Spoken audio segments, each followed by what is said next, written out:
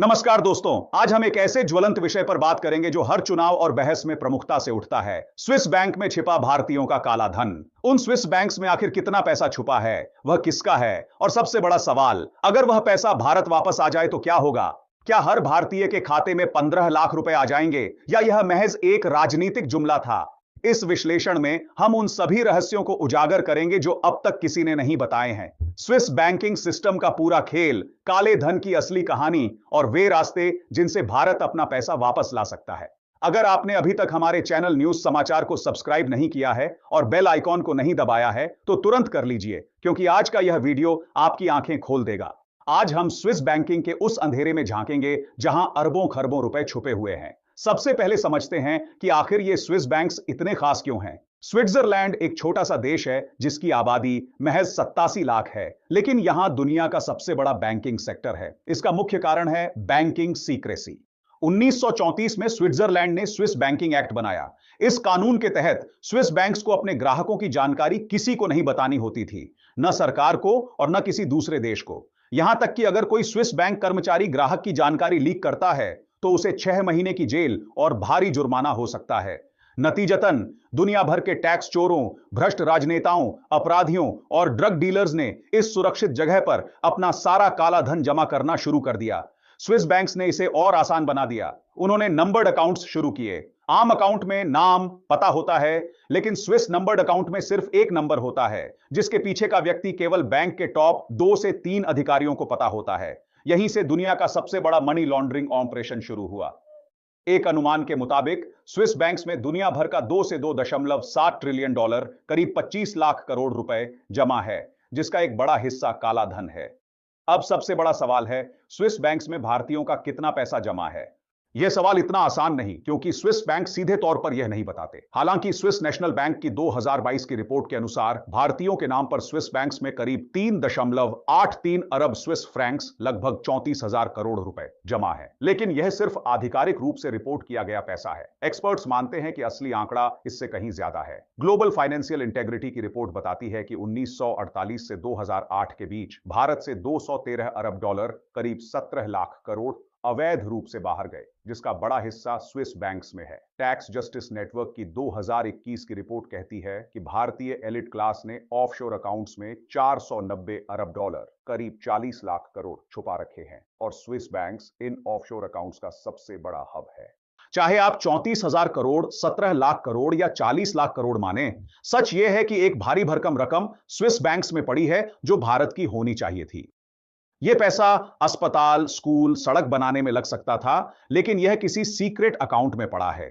यह पैसा मुख्य रूप से राजनेताओं, व्यापारियों, नौकरशाहों और कुछ अपराधियों का है, जिन्होंने टैक्स चोरी, भ्रष्टाचार और स्कैम किए और पैसा बाहर भेज दिया।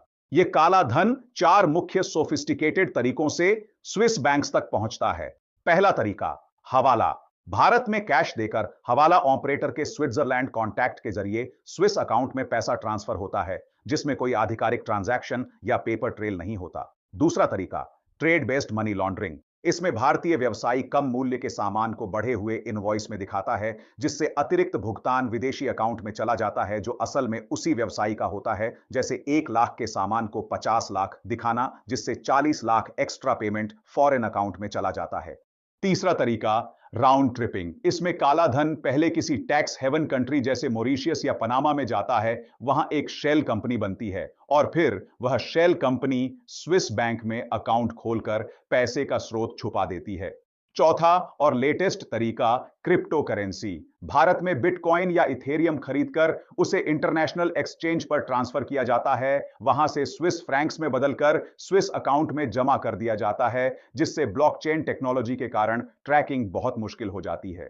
इसके अलावा स्विस बैंक्स जानबूझकर मनी लॉन्ड्रिंग को आसान बनाने वाले संरचित उत्पाद, स्ट्रक्चर्ड प्रोडक्ट्स बनाते हैं, जैसे बेयरर बॉन्ड्स, एनोनिमस ट्रस्ट्स और फाउंडेशन स्ट्रक्चर्स। ये कानूनी दिखते हैं, लेकिन वास्तव में काले धन को सफेद बनाने के टूल्स हैं। अब आते हैं उस मशहूर वादे पर, हर भारतीय के अकाउंट में 15 लाख रुपए। यह वादा 2014 के चुनावों में किया गया था। आइए गणितीय रूप से समझते हैं कि क्या यह संभव भी है।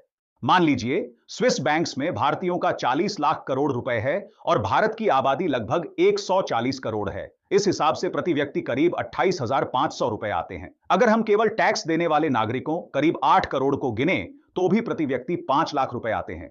हालांकि असली समस्या यह है कि वह पैसा वापस लाना कितना मुश्किल है, और अगर वह पैसा आ भी जाए तो वह सीधे नागरिकों के अकाउंट में नहीं जाएगा बल्कि सरकार के पास आएगा। सरकार फिर उसे बुनियादी ढांचे, इंफ्रास्ट्रक्चर और जन कल्याण योजनाओं में लगाएगी। तो 15 लाख का वादा एक राजनीतिक स्टेटमेंट था, एक सांकेतिक इशारा, सिंबॉलिक जेस्चर था कि सरकार काले धन के खिलाफ गंभीर है। प्रैक्टिकली यह संभव नहीं है, लेकिन इसका मतलब यह नहीं कि स्विस बैंक मनी वापस लाने की कोशिश नहीं होनी चाहिए। वह बिल्कुल होनी चाहिए, क्योंकि वह पैसा भारत का है और उससे देश की अर्थव्यवस्था को फायदा होना चाहिए। बस प्रक्रिया और उसके परिणाम यथार्थवादी, रियलिस्टिक होने चाहिए। यहां एक बड़ी बात समझनी जरूरी है, जितना पैसा स्विस बैंक्स में है उससे कई गुना ज्यादा काला धन भारत के अंदर ही रियल एस्टेट, गोल्ड और कैश में जमा है। इसलिए केवल स्विस बैंक्स पर ध्यान केंद्रित करना काफी नहीं है। भारत ने स्विस बैंक मनी वापस लाने के लिए कई प्रयास किए हैं। 2011 में एक बड़ी सफलता तब मिली जब जर्मनी ने कुछ चुराया हुआ डेटा भारत को दिया, जिसमें एलजीटी बैंक, लाइटेनस्टीन के भारतीय अकाउंट होल्डर्स के नाम थे, जिससे ठोस सबूत मिले। फिर 2015 में भारत और स्विट्जरलैंड के बीच automatic exchange of information agreement sign हुआ। इसका मतलब था कि अब स्विस बैंक्स को भारतीय टैक्स अथॉरिटीज को जानकारी देनी होगी। यह स्विस बैंकिंग सीक्रेसी के खिलाफ एक बड़ा कदम था। यह एग्रीमेंट 2018 से लागू हो गया और परिणाम आने शुरू हुए। 2018 में स्विट्जरलैंड ने भारत को 1 लाख अकाउंट्स की जानकारी दी। 2019 में यह संख्या 3 लाख अकाउंट्स हो गई और 2020 में बढ़कर 3-6 लाख अकाउंट्स हो गई। इसके अलावा ब्लैक मनी एक्ट 2015 लाया गया, जिसके तहत विदेशी संपत्ति घोषित न करने पर भारी जुर्माना और जेल हो सकती है। इस एक्ट के कारण 2015 से 16 में करीब 4,000 करोड़ रुपए की विदेशी संपत्ति घोषित हुई। बेनामी लेन देन अधिनियम को मजबूत किया गया। 2016 में नोटबंदी, डीमोनेटाइजेशन की गई, जिसका एक उद्देश्य ब्लैक मनी को बाहर निकालना था, और अंतरराष्ट्रीय सहयोग बढ़ा। भारत अब G20, FATF, financial action task force, OECD जैसे मंचों पर सक्रिय रूप से भाग लेता है। परिणाम क्या आए? स्विस नेशनल बैंक के आंकड़ों के अनुसार भारतीयों का पैसा स्विस बैंक्स में 2006 में 23.5 अरब डॉलर था, जो घटकर 2022 में 3.83 बिलियन रह गया, यानी करीब 84% की कमी। यह एक बड़ी सफलता है, लेकिन चुनौतियां अभी भी हैं। स्विस बैंकिंग सीक्रेसी पूरी तरह खत्म नहीं हुई है। अभी भी लूप होल्स हैं और क्रिप्टो करेंसी जैसे नए रास्ते खुल गए हैं। सबसे बड़ी बात, जो पैसा पहले से वहां जमा है उसे वापस लाना अभी भी बहुत मुश्किल है। आगे क्या करना चाहिए? पहला, हमें अंतरराष्ट्रीय संधियों में और ज्यादा आक्रामक होना होगा। केवल सूचना विनिमय, इंफॉर्मेशन एक्सचेंज काफी नहीं है। एसेट रिकवरी पर ध्यान देना होगा, जिस तरह अमेरिका करता है। दूसरा, घरेलू सुधार, डोमेस्टिक रिफॉर्म्स जरूरी है। टैक्स सिस्टम को सरल बनाना होगा ताकि लोगों को ईमानदारी से टैक्स चुकाना आसान लगे। जीएसटी एक अच्छा कदम था, अब इसे और पारदर्शी बनाना होगा। तीसरा, फाइनेंशियल इंटेलिजेंस यूनिट को और मजबूत करना होगा। संदिग्ध लेन देन की रियल टाइम मॉनिटरिंग होनी चाहिए और एआई तथा मशीन लर्निंग जैसी टेक्नोलॉजी का उपयोग बढ़ाना होगा। चौथा, व्हिस्ल ब्लोअर प्रोटेक्शन मजबूत करनी होगी। जो लोग भ्रष्टाचार और टैक्स चोरी की जानकारी देते हैं, उन्हें सुरक्षा मिलनी चाहिए। पनामा पेपर्स और पेंडोरा पेपर्स जैसे लीक से ही दुनिया को ऑफशोर अकाउंट्स के बारे में पता चला। पांचवां, जन जागरूकता बढ़ानी होगी। लोगों को समझाना होगा कि टैक्स चोरी देशद्रोह है। राजनीतिक इच्छा शक्ति भी चाहिए, क्योंकि काला धन वापस लाने की कोशिश में कुछ बड़े और शक्तिशाली लोग एक्सपोज होंगे। निष्कर्ष यह है कि स्विस बैंक्स में भारतीयों का पैसा है। यह एक बड़ी रकम है, लेकिन उसे वापस लाना एक लंबी और जटिल प्रक्रिया है। भारत ने प्रगति की है, लेकिन अभी भी बहुत काम बाकी है। यह सिर्फ स्विस बैंक्स का मुद्दा नहीं है, यह भ्रष्टाचार के खिलाफ एक बड़ी लड़ाई और पारदर्शिता, ट्रांसपेरेंसी और जवाबदेही, अकाउंटेबिलिटी की मांग है।